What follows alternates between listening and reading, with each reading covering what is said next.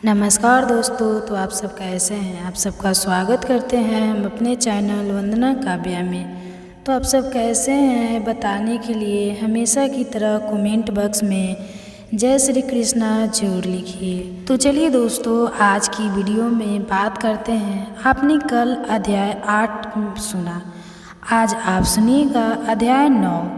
तो दोस्तों, भगवान श्री कृष्ण कहते हैं सत्य की असत्य से लड़ाई होगी, तब असत्य अकेला खड़ा होगा और असत्य की फौज लंबी होगी, क्योंकि असत्य के पीछे मूर्खों का झुंड भी होगा।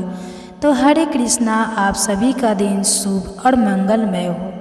आज सुनिए आगे की कथा। श्री ब्रह्मा जी कहते हैं, उसके आगे पौल नामक तीर्थ है, जो मनुष्य को सभी प्रकार की सिद्धि देने वाला है।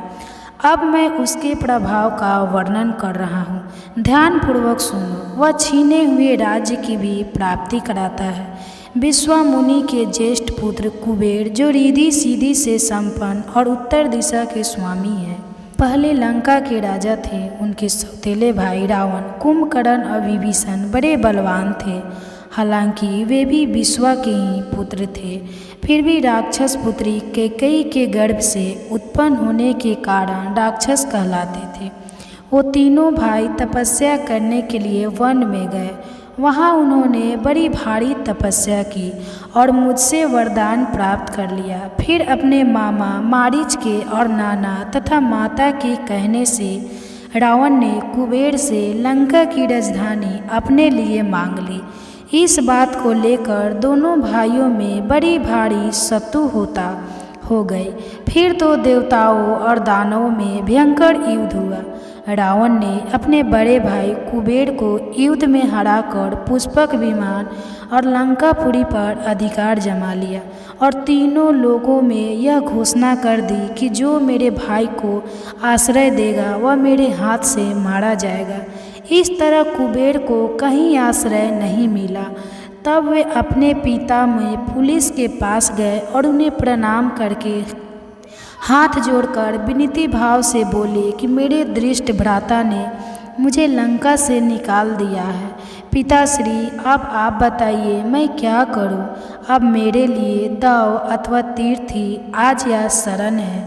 पौत्र की यह बात सुनकर पुलिस ने कहा, पुत्र, तुम गौतमी गंगा में जाकर भगवान शंकर की स्तुति करो। वहाँ गंगा के जल में रावण का प्रवेश नहीं है, अतः मेरे साथ वही चलकर कल्याणमयी सिद्धि प्राप्त करो। तब कुबेर ने बहुत अच्छा कहकर उनकी आज्ञा स्वीकार कर ली और पत्नी, माता पिता तथा वृद्ध महर्षि फुलता के साथ गौतमी गंगा के तट पर चले गए।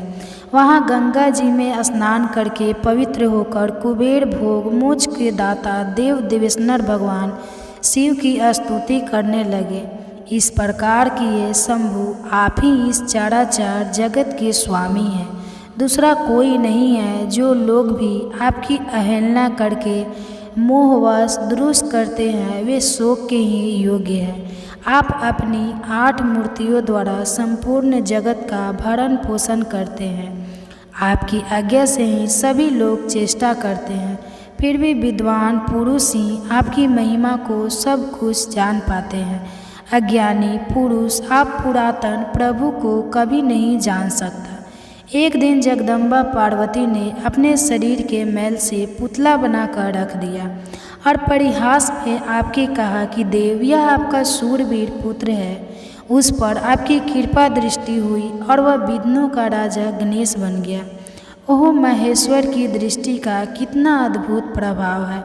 जब कामदेव भस्म हो गया और रति उसके लिए विलाप करने लगे, तब दयामयी माता पार्वती ने आंसू बहाते हुए आपकी ओर देखकर कहा, भगवान, इन बेचारा का दाम्पत्य सुख छीन गया।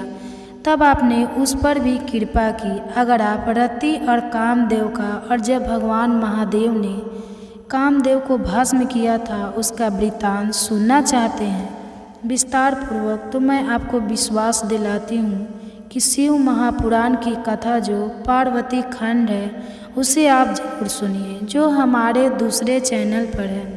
उस पे शॉर्ट भी वीडियो डालते हैं। आपको शॉर्ट देखना है इसी से रिलेटिव, तो आप मेरे दूसरे चैनल गणेश वंदना पर जाकर आप चेकआउट कर सकते हैं और उस शॉर्ट का फ़ायदा उठा सकते हैं। तो दोस्तों, इन कथाओं को इतने विस्तार पूर्वक कहीं नहीं सुन सकते जितनी खूबसूरती से वर्णन भगवान शिव और देवी पार्वती के विवाह का किया गया है। तो जब विवाह हो रहा था तो उस समय भगवान शिव को बहुत ही प्रसन्न देखकर एक सुयोग्य अवसर देकर देवी पार्वती ने भस्म कामदेव को पूर्ण जीवन दिलवाया था। बहुत खूबसूरत शब्दों में वृत्तांत का वर्णन किया गया है।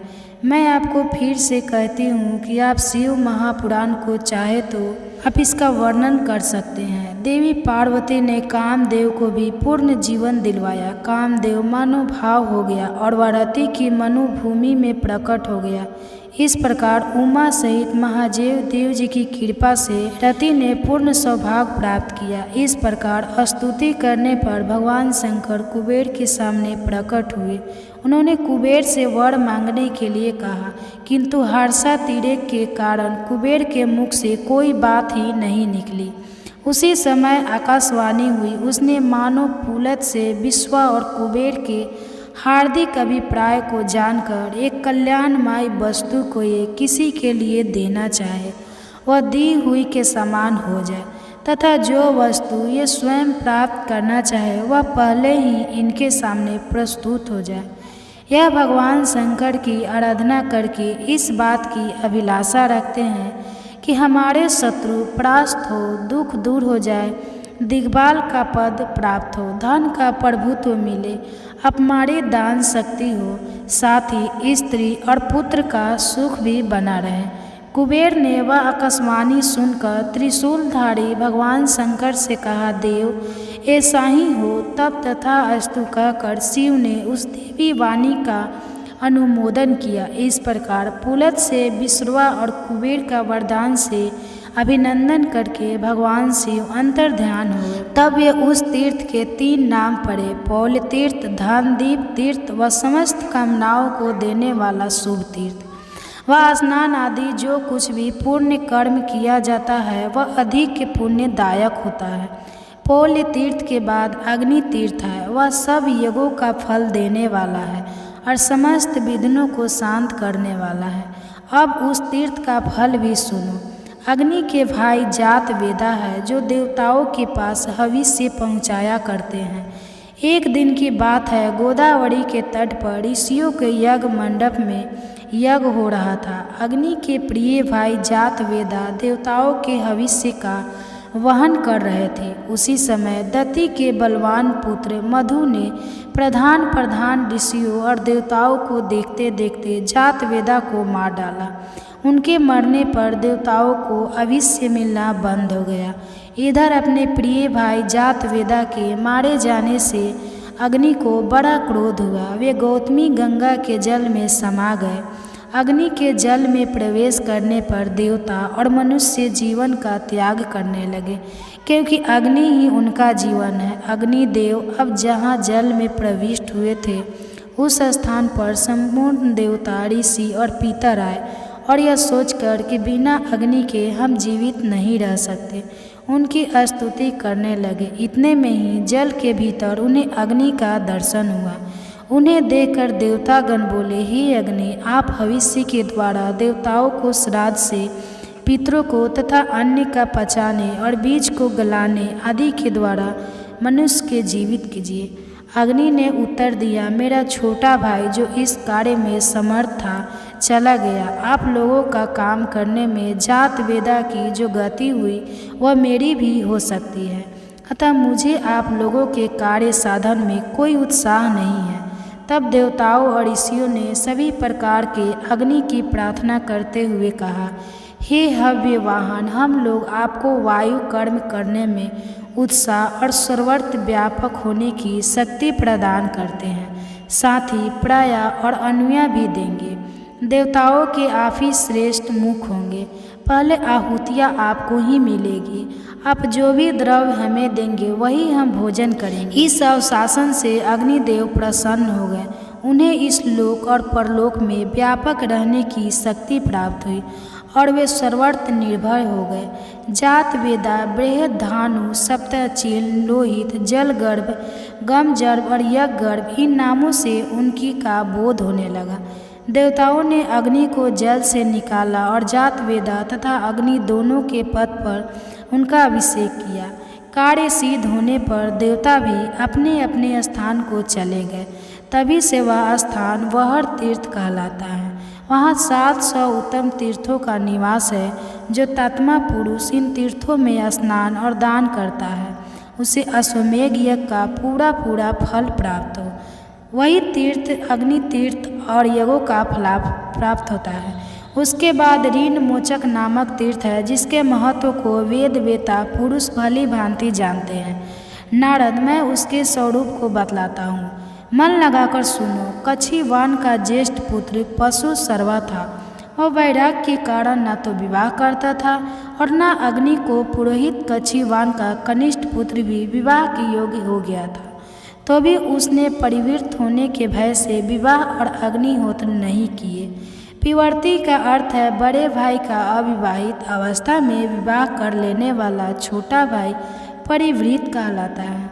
इसे शास्त्रों में दोष माना गया है। तो इस प्रकार छोटे पुत्र ने परिवृत्त होने के भय से विवाह नहीं किया। अब जब पितरों ने कच्छिवान के दोनों पुत्रों से पृथक पृथक कहा, पुत्रों तुम देवगण प्रीतगण ऋणी रण से मुक्त होने के लिए विवाह करो। जेठ पुत्र ने कहा, नहीं, कैसा ऋण और कौन उससे मुक्त होता। तब छोटे पुत्र ने उत्तर दिया, बड़े भाई के अविवाहित रहते मेरा विवाह करना तो उचित नहीं है, अन्यथा पीवती होने का भय है। तब पितरों ने उन दोनों से कहा कि तुम लोग गौतमी गंगा में जाकर स्नान करो। गौतमी का स्नान सभी मनोरथ को सिद्ध करने वाला है। गौतमी गंगा तीनों लोगों को पवित्र करने वाली है। उनके जल में श्रद्धापूर्वक स्नान और तर्पण करो। गौतमी का दर्शन वंदन और ध्यान करने से समस्त कामनाएं पूर्ण होती हैं। वहाँ स्नान करने के लिए कोई देश काल और जाति आदि का भी नियम नहीं है। गौतमी में स्नान करने से बड़े भाई पर कोई ऋण नहीं रहता और छोटा भाई परिवृत्त भी नहीं होता। पितरों के आदेश से कच्छिवान का ज्येष्ठ पुत्र भृत्युसोता गौतमी में स्नान और तर्पण करके तीनों ऋणों से मुक्त हो गया। तब से वह तीर्थ ऋण मोचन कहलाता है। वह स्नान और दान करने से ऋणवा मनुष्य स्रोत समार तथा अन्य ऋणों से भी मुक्ति होकर सुखी हो जाता है। इसके बाद अन्य तीर्थों का वर्णन आप आने वाले अध्याय में सुनेंगे। अब सुनिए शिव महापुराण की कथा, शंकर और पार्वती की विवाह। तो दोस्तों आज आप सुनेंगे, इस कथा में जानेंगे कि शिव और पार्वती का विवाह कैसे हुआ। आखिर किस तपस्या के कारण पार्वती को शिव जी प्राप्त हुए। तो जब सती के खुद को या गागरी में भस्म कर लेने का समाचार शिव जी के पास पहुंचा, तब शिव जी ने वीरभद्र को भेजा। उन्होंने वहां जाकर यज्ञ विध्वंस कर डाला और सब देवताओं को यथोचित फल दिया। सती ने मरते समय शिव से यह वर मांगा कि हर जन्म में आप ही मेरे पति हो। इसी कारण उन्होंने हिमाचल के घर जाकर पार्वती का जन्म लिया। जब से पार्वती हिमाचल के घर में जन्म लिया, तब से उनके घर में सुख और संपत्तियां छा गई। पार्वती जी के आने से पर्वत शोभायमान हो गया। जब नारद जी ने ये सब समाचार सुने तो वे हिमाचल पहुँचे। वहाँ पहुंचकर वे हिमाचल से मिले और हंसकर बोले, तुम्हारी कन्या गुणों की खान है। यह स्वभाव से ही सुंदर सुशील और शांत है। यह कन्या सुलक्षणों से संपन्न है। यह अपने पति को प्यारी होगी। अब इसमें 2-4 अवगुण है, वे भी सुन लो। गुणहीन मानहीन माता पिता विहीन, उदासीन लापरवाह, इसका पति नंगा योगी जटाधारी और सांपों को गले में धारण करने वाला होगा। यह बात सुनकर पार्वती के माता पिता चिंतित हो गए। उन्होंने देवर्षि से इसका उपाय पूछा। तब नारद जी बोले, जो दोष मैंने बताए मेरे अनुमान से वे सभी शिव में है। अगर शिव जी के साथ विवाह हो जाए तो ये दोष गुण के समान ही हो जाएंगे। यदि तुम्हारी कन्या तप करे तो शिव जी ही इसकी किस्मत बदल सकते हैं। यह सुनकर पार्वती जी की माँ विचलित हो गई। उन्होंने पार्वती के पिता से कहा, आप अनुकूल घर में ही अपनी पुत्री का विवाह कीजिएगा, क्योंकि पार्वती मुझे प्राणों से अधिक प्रिय है। पार्वती को देखकर मैं का गला भर आया। पार्वती ने अपनी माँ से कहा, माँ, मुझे एक ब्राह्मण ने सपने में कहा है कि जो नारद जी ने कहा है तू उसे सत्य समझकर जाकर तप कर। यह तप तेरे लिए दुखों का नाश करने वाला है। इसके बाद माता पिता को बड़ी खुशी से समझाकर पार्वती तप करने गई। पार्वती जी ने शिव को पति रूप में पाने के लिए तपस्या आरंभ की, लेकिन शिव को शारीरिक बंधनों से कदापि रुचि नहीं था। इसलिए पार्वती जी ने अत्यंत कठोर तपस्या की ताकि शिव प्रसन्न होकर उनसे विवाह कर ले। जब सप्तमी सती की परीक्षा लेने गए, सप्तर्षि ने पार्वती से जाकर पूछा, तुम किसके लिए इतना कठिन तप कर रही हो?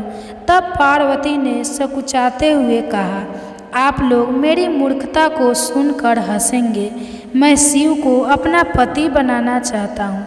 पार्वती की बात सुनकर सभी ऋषि हंसने लगे और बोले कि तुमने उस नारद का उपदेश सुनकर शिव को अपना पति माना है, जो सब कुछ चौपट कर देता है। उनकी बातों पर विश्वास करके तुम ऐसा पति चाहती हो जो स्वभाव से ही उदासीन, गुणहीन, निर्जल, बुरे वेश वाला, बिना घर वाला, नंगा और शरीर पर नागों को धारण करने वाला है। ऐसे वर के मिलने से कहो तुम्हें क्या सुख मिलेगा? अब हमारा कहाँ मानो, हमने तुम्हारे लिए बहुत अच्छा वर चुना है। हमने तुम्हारे लिए जो वर चुना है वह लक्ष्मी का स्वामी और बैकुंठपुरी का रहने वाला है। तब पार्वती उनकी बात सुनकर बोली, कहाँ है कि मेरा हठ भी पर्वत के ही समान मजबूत है। मैं अपना यह जन्म शिव के लिए हार चुकी हूँ। मेरी तो करोड़ जन्मों तक यही जिद रहेगी। पार्वती की यह बात सुनकर सभी ऋषि बोले, आप माया हैं और शिव भगवान हैं। आप दोनों समस्त जगत के माता पिता हैं।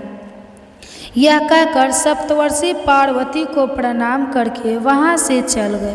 पार्वती जी की दृढ़ निष्ठा ने जीत लिया शिव जी का मन। वर्षों तपस्या करने के बाद एक दिन पार्वती जी के पास एक ब्रह्मचारी आया।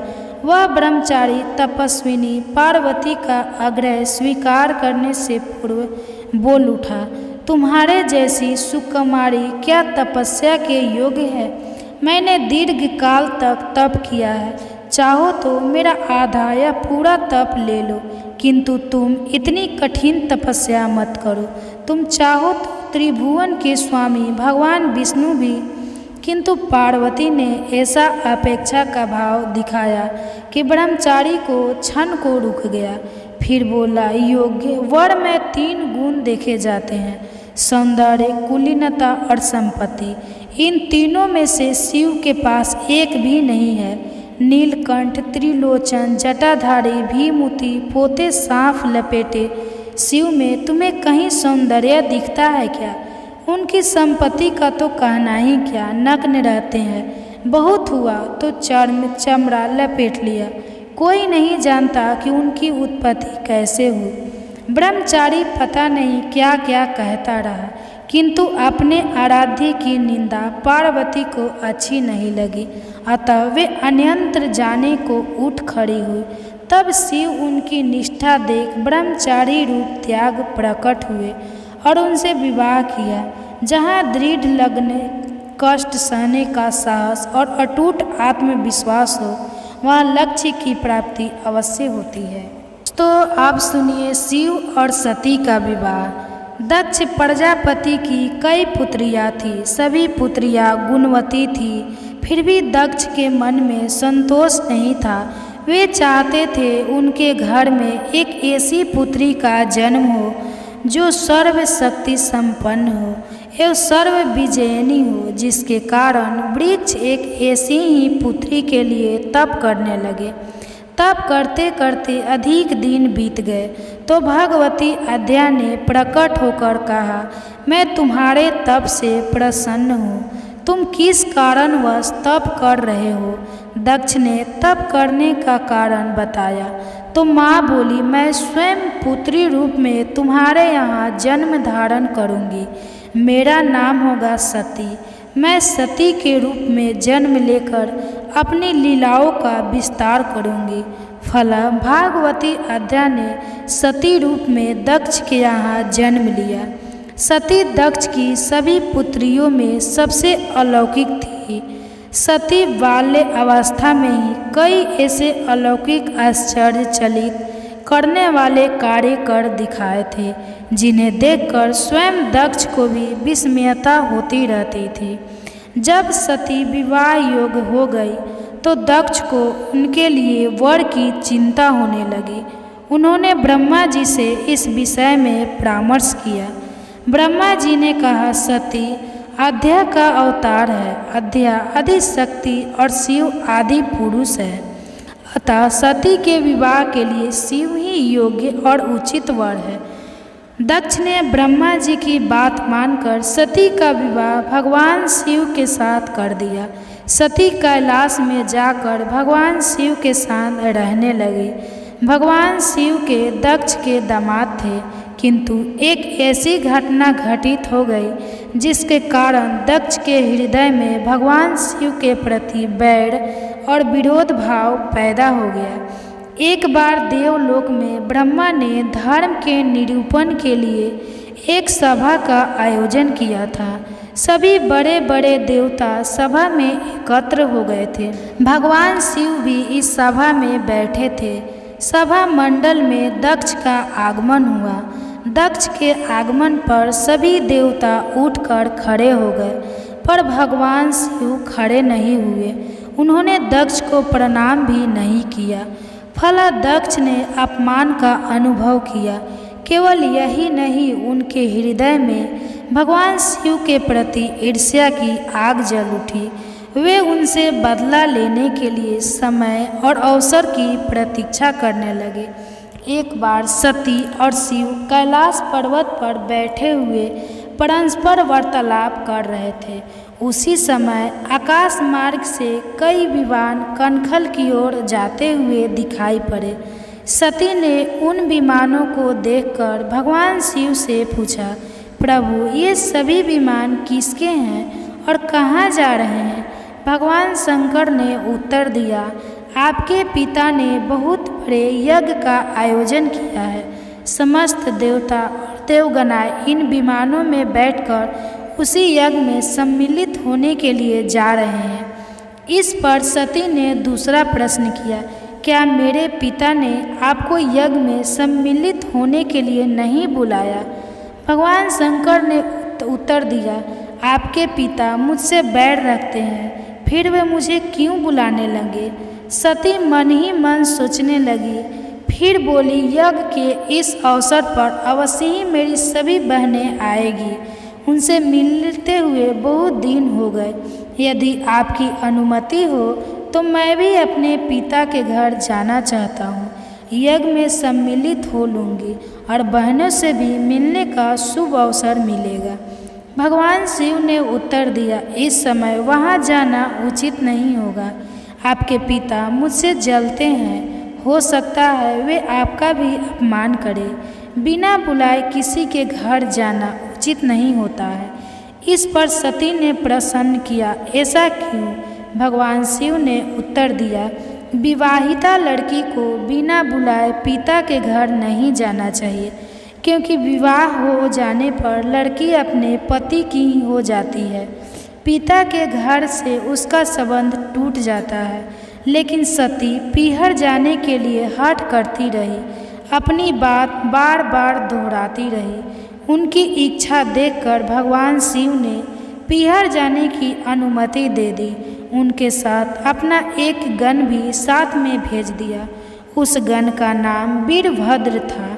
सती वीरभद्र के साथ अपने पिता के घर गई। घर में सती से किसी ने भी प्रेम पूर्वक वार्तालाप नहीं किया। दक्ष ने उन्हें देखकर कहा, तुम क्या यहाँ मेरा अपमान कराने आई हो? अपनी बहनों को तो देखो, वे किस प्रकार भांति भांति के अलंकारों और सुंदर वस्त्रों से सुशोभित है। तुम्हारे शरीर पर मात्र बांग बड़ है। तुम्हारा पति शमशानवासी और भूतों का नायक है। वह तुम्हें बांग बड़ छोड़कर और पहना ही क्या सकता है। दक्ष के कथन से सती के हृदय में पश्चाताप का सागर उमड़ पड़ा। वे सोचने लगी, उन्होंने यहाँ आकर अच्छा नहीं किया। भगवान ठीक ही कह रहे थे, बिना बुलाए पिता के घर भी नहीं जाना चाहिए। पर अब क्या हो सकता है, अब तो आ ही गई हूँ। पिता के कुटु और अपमानजनक शब्द सुनकर भी सती मौन रही। वे उस यज्ञ मंडल में गई जहाँ सभी देवता और ऋषि मुनि बैठे थे तथा यज्ञ कुंड में धुंधु करती जलती हुई अग्नि में आहुतियाँ डाली जा रही थी। सती ने यज्ञ मंडप में सभी देवताओं के तो भाग देखे, किंतु भगवान शिव का भाग नहीं देखा। वे भगवान शिव का भाग न देखकर अपने पिता से बोली, प्रीत श्रेष्ठ, यज्ञ में तो सबके भाग दिखाई पड़ रहे हैं, किंतु कैलाशपति का भाग नहीं है। आपने उनका भाग क्यों नहीं रखा? दक्ष ने गर्व से उत्तर दिया, मैं तुम्हारे पति शिव को देवता नहीं समझता।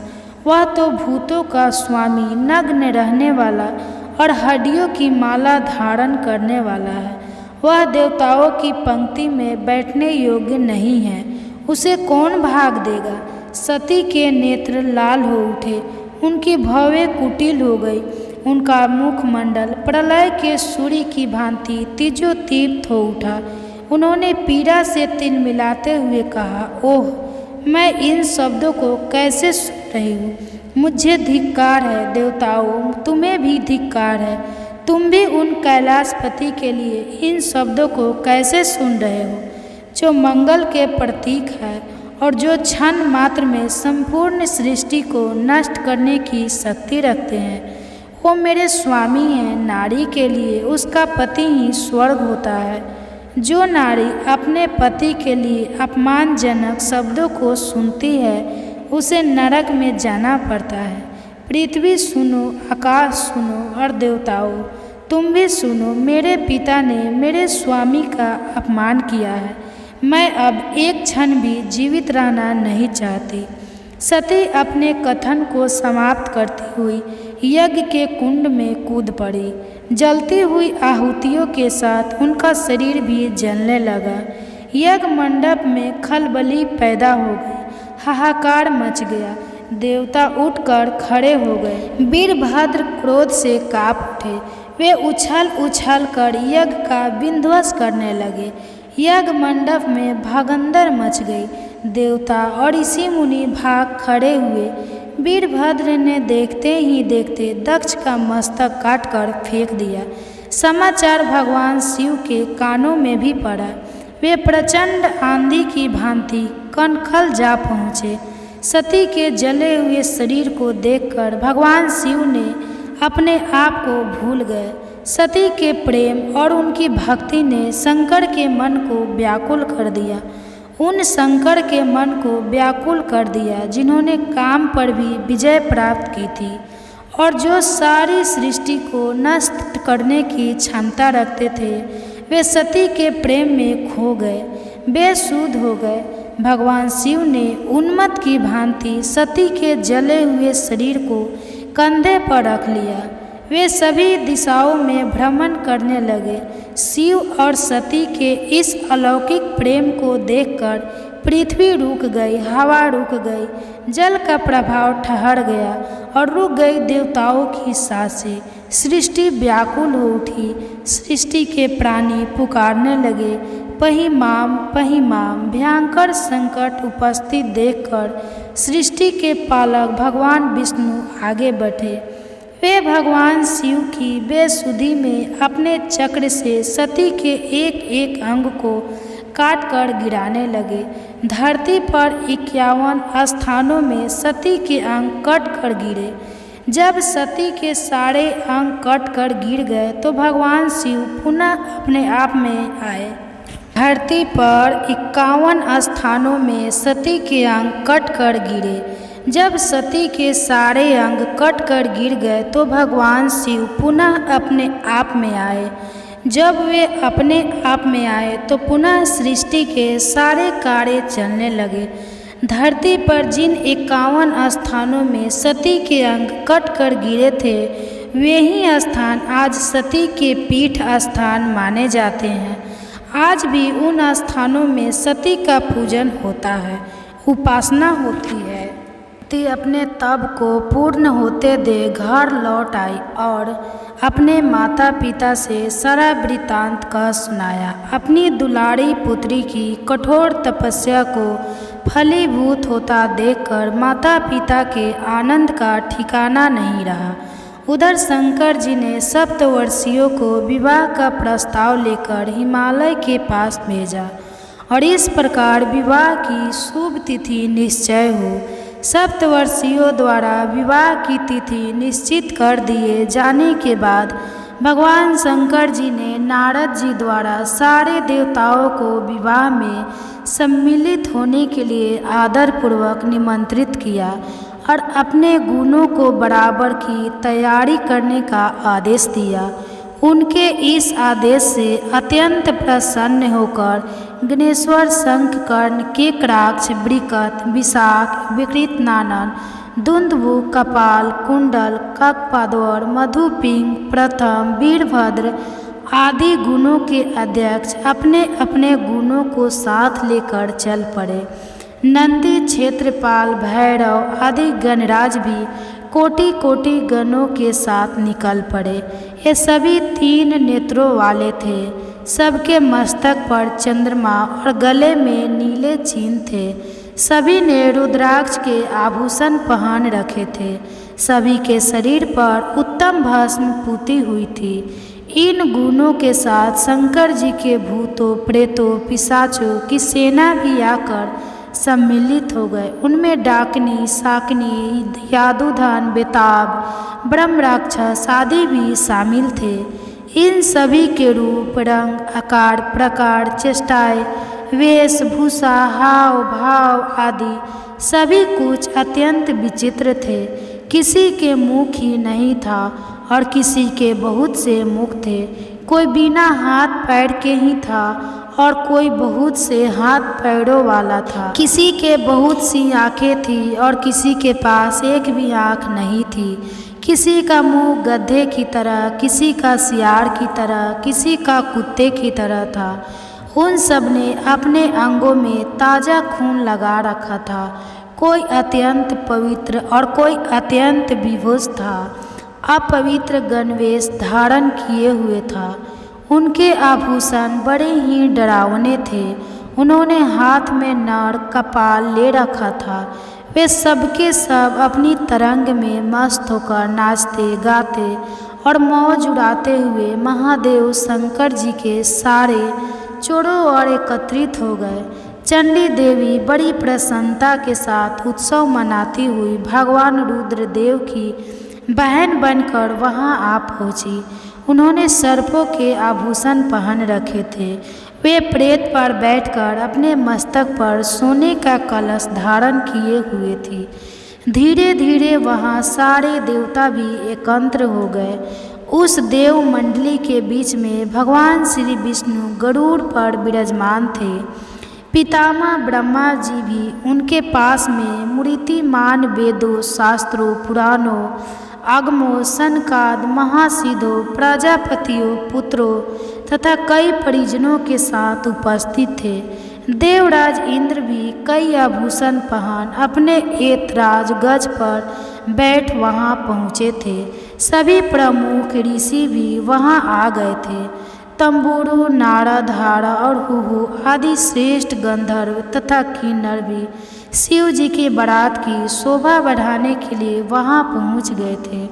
उनके साथ ही सभी जगत माताएं, देव कन्याएं, देवियाँ तथा पवित्र देवगमनाएं भी वहाँ आ गई थी। इन सभी के वहाँ मिलने के बाद भगवान शंकर जी अपने स्कूट फुटिक जैसे उज्जवल सुंदर वृषभ पर सवार हुए। दूल्हे के वेश में शिव जी की शोभा निराली ही चलक रही थी। इस दिव्य और विचित्र बारात के प्रस्थान के समय डमरुओं की डम डम, शंखों की गंभीर नाद, ऋषियों महर्षियों के मंत्रों का उच्चारण, यक्षों किन्नरों गंधर्वों के सरस ज्ञान और देवता गणाओं के मनमोहक नृत्य और मंगल गीतों की गूंज से तीनों लोग परिव्यात हो उठे। उधर हिमालय ने विवाह के लिए बड़ी धूमधाम से तैयारियां की और शुभ लगन में शिव जी की बारात हिमालय के द्वारा पर आ लगी। पहले तो शिव जी का विकट रूप तथा उनकी भूत प्रेतों की सेना को देखकर मैना बहुत डर गई और उन्हें अपनी कन्या का प्राणी ग्रहण कराने में अनकानी करने लगी। पीछे से जब उन्होंने शंकर जी का करोड़ों कामदेवों को लजाने वाला 16 वर्ष की अवस्था का परम लोकन में रूप देखा तो वे देह गे की सुधि भूल गई और शंकर पर आपकी कन्या के साथ ही साथ अपनी आत्मा को भी न्यौछावर कर दिया। हर गौरी का विवाह आनंद पूर्वक संपन्न हुआ।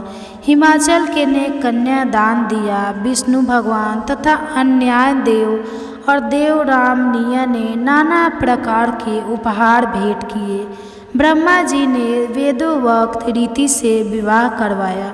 सब लोग अमित उत्साह से भरे अपने अपने स्थानों को लौट गए। तो दोस्तों, ये थी शंकर जी और पार्वती जी की विवाह की इतने लीले। तो आप सबों को इस सब की कथा सुनने के लिए बहुत बहुत धन्यवाद।